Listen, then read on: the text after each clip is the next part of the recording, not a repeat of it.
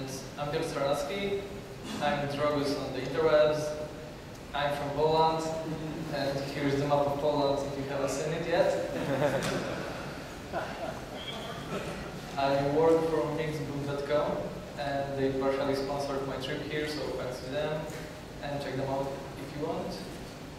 And before I start, I want to give a small warning, because if you think that after this presentation you will go and you will implement those ideas directly into your applications, you may be a bit disappointed because it's rather, the usage of these things is rather narrow, and it's rather about learning about internals and experimenting, and maybe you will come up with something cool, but it's not something that majority of people will use in real life applications.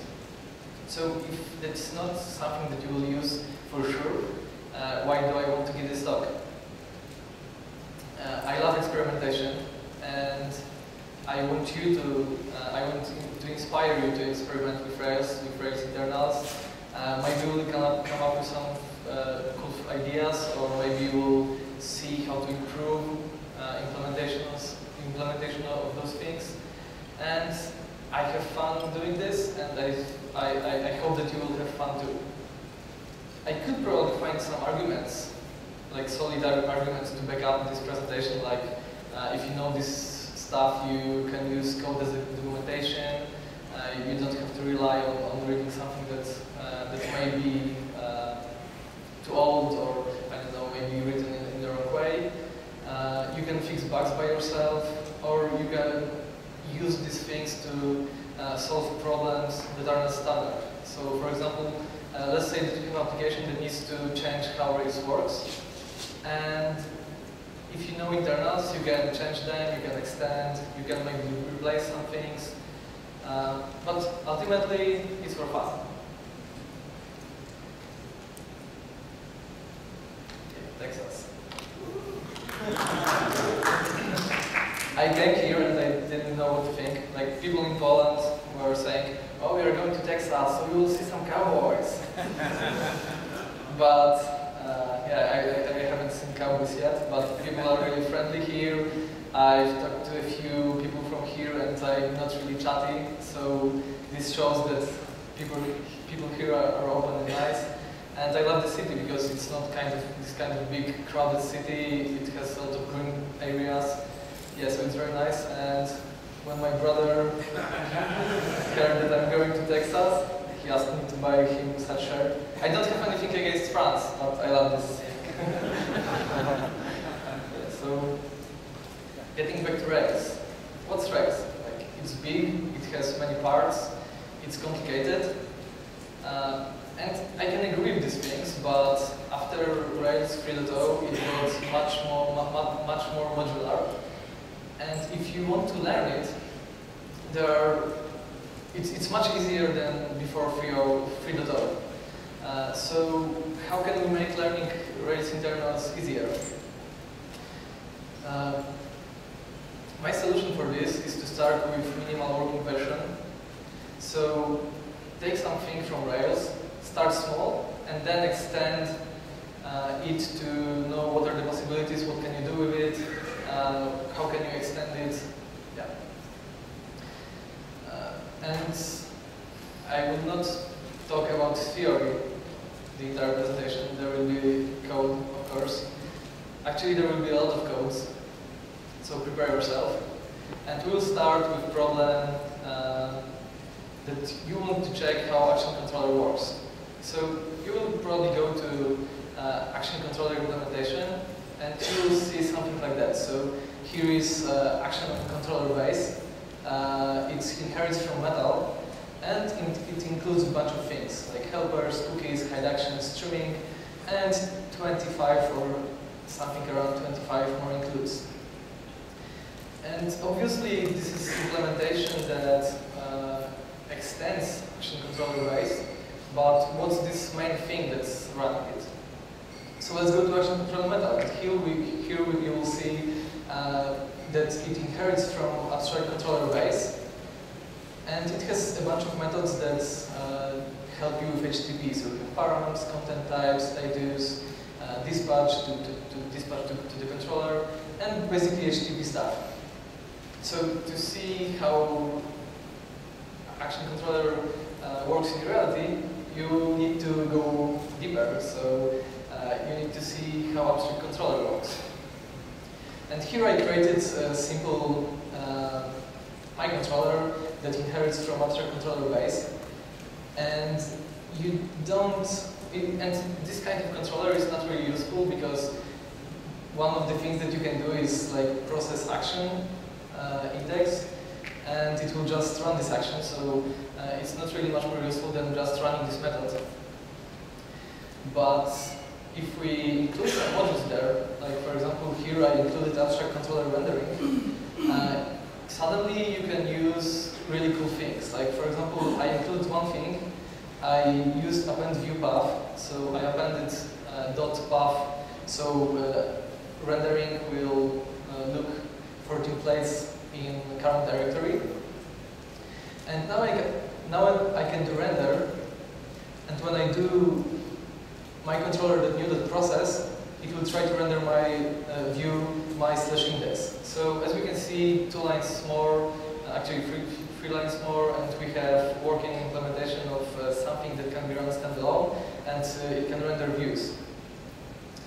And I will stop here for a moment with abstract controller, and I will remind you how this kind of inheritance works, because maybe some of you don't know it or you forgot. So in Rails, when you have a class and you include some module in there, this module is added to ancestors. So if you call some methods on an object, it will first go through ancestors and check if any of the included modules have this method, and then it will go to superclass. So here I have module foo that implements render method. I have a base class that also implements render method, and I created my base class. So now if I include foo and I call render on this my base instance, it will first go to module foo. It will call this render method. It will print foo, and then it will call super and go to superclass, which is base. So that way you can easily extend existing classes, but without changing their inheritance hierarchy, which is really nice because composition is always better than inheritance. So now, if you have any questions about any of these codes, I don't want you to be confused. You can just interrupt me and ask for anything. Yeah. So now I added one more include, which is layouts, and used layout methods with layout application. And now 2 lines more, and now I have my controller new process index will render my index view with application layout. So as you can see, 2 more lines, and suddenly we have layout support. And we could go on. I can include helpers or other things, like here I include helpers. I can now create helper method. And when I use this view, inline view, it will just call this helper from the view. And there is much more things, so if you want to play with it, look at the code, look at what modules are available, play with it. And this gist here is with this implementation, so you can just download it and extend and play and see what's going on if you change some things, if you include other modules. And I will post this presentation later online, so you can see it after the presentation.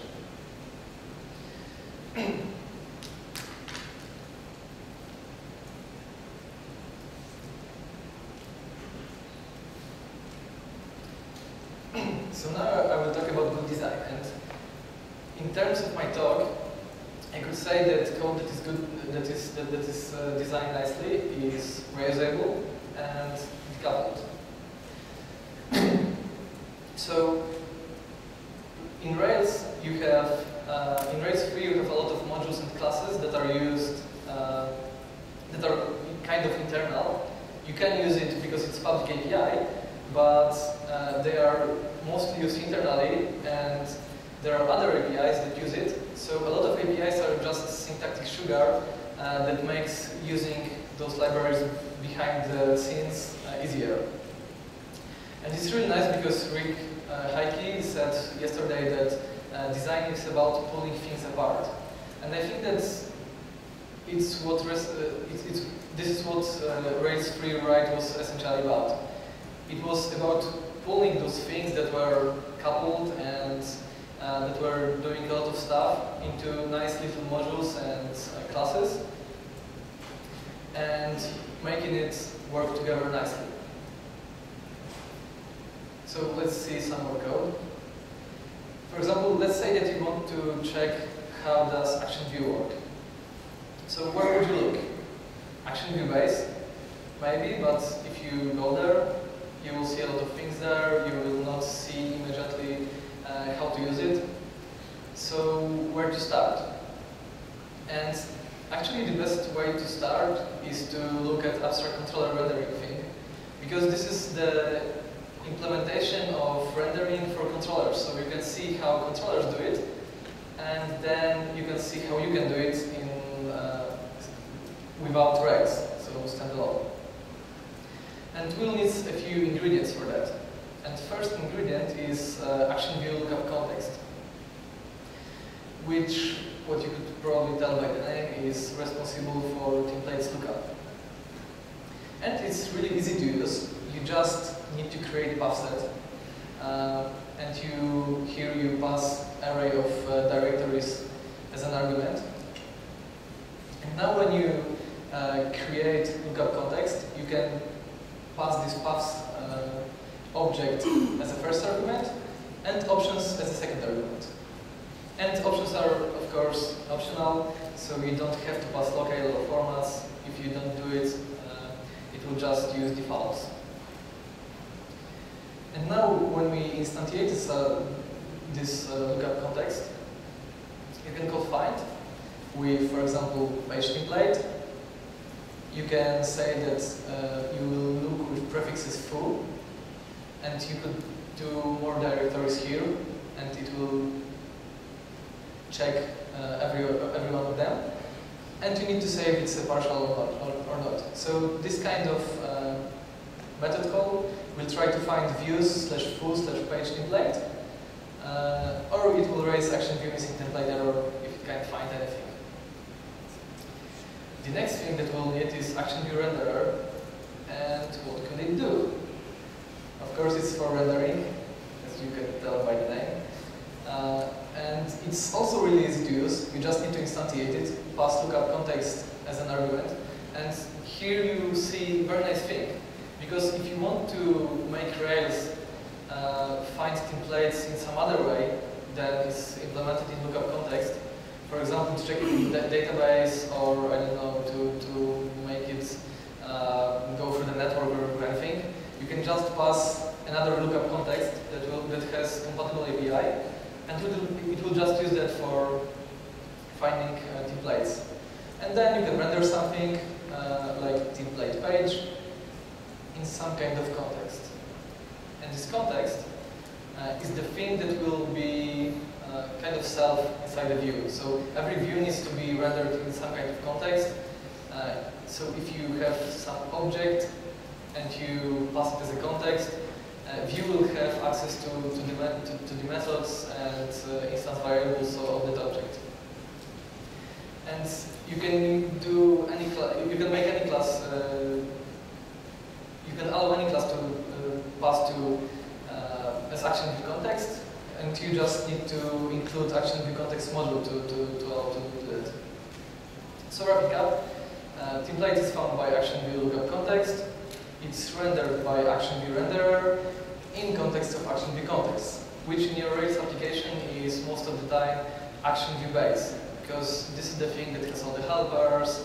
It keeps assigns, so if you assign instance variable in controller, it will keep it in ActionView base, and it also has some delegates to controller if you want to check params or something like that inside of the view.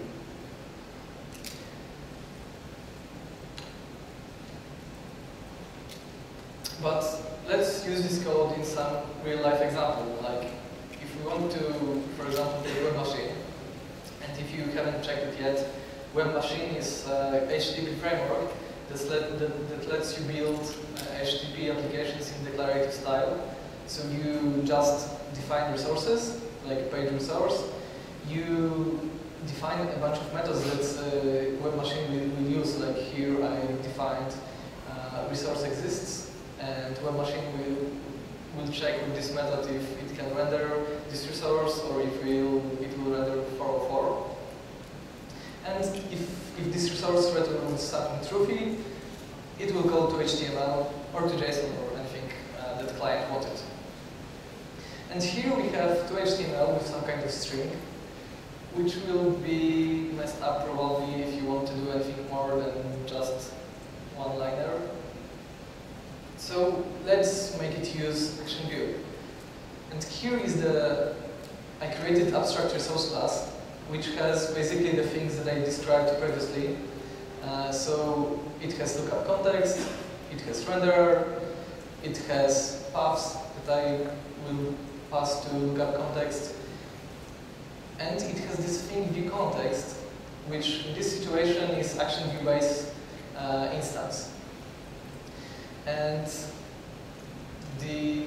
now we can see how this magic that is going on in controllers works. So the second argument of this ActionView base initializer is assigns. And I haven't implemented this method here. And I will implement it in the individual resource. So let's see. So here I implemented assigns method with a hash that will say that ActionView should have this page instance variable that it will take from this resource. And this is how Action Controller gets this, Action Controller passes this instance variable to view. So if you define any instance variable, it will get it to assigns, and it will pass it to view. And now instead of some ugly string, I have renderer.render in context of view context, and I want template page. And of course you could abstract this to just call render, but I just wanted to show you the same API which I showed you before. And now if you execute it, you can create a view that looks like this. You can use page title, this instance variable that was defined by ActionView base. That was actually copied to ActionView base, and for example page content. And probably you're thinking, okay, this is nice implementation, we have a class, but why do we need to use those awful assigns if we don't use controllers and we don't use this raised concept? So maybe we will get rid of those. So as I said, the only thing that you need to do to allow pass an object as a context is including ActionView context. So now this abstract resource can be passed as a context to a view, or any class that inherits from abstract resource. So here, instead of passing ActionView context, I'm passing self, and I delegated title and content to page, to instance variable page. So now when you see the view that I used, it's just calling the methods that are available on this page resource.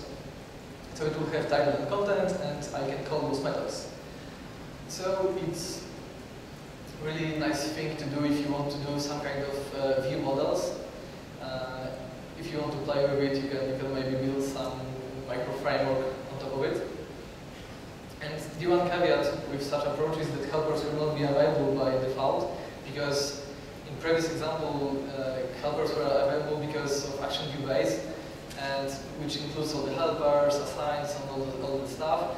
And now we don't have any of that. So if you would like to use helpers, you would have to do something like, for example, object helpers, and do helpers.link to or something like that. And you can play with it and try to implement it by yourself if you're interested. And now you are probably wondering, okay, yeah, he showed me how to use some of these things, but Rails is much bigger than just ActionView and some parts of ActionView. So I have a few advices if you want to dive into Rails internals some more. First one is a little bit obvious, read the code. Yeah, of course, if you want to know what code does, just read it. But after you read, you probably should use something like debugger. And not many people in Ruby and Rails community use debuggers, so some of you probably would not think about that, but debugger is really nice tool to dive into someone else's code. So if you want to, for example, check some method, and it takes options argument, and you don't know what this argument can be, you will have to go into other places, see where this method is called, and probably you will get lost if the stack trace is really long. And if you use debugger, you just execute code line by line, and you can see what actually happens. But just reading and executing code is not enough, because you can misunderstand some things. So if you really want to know what's going on, you need to play with this code.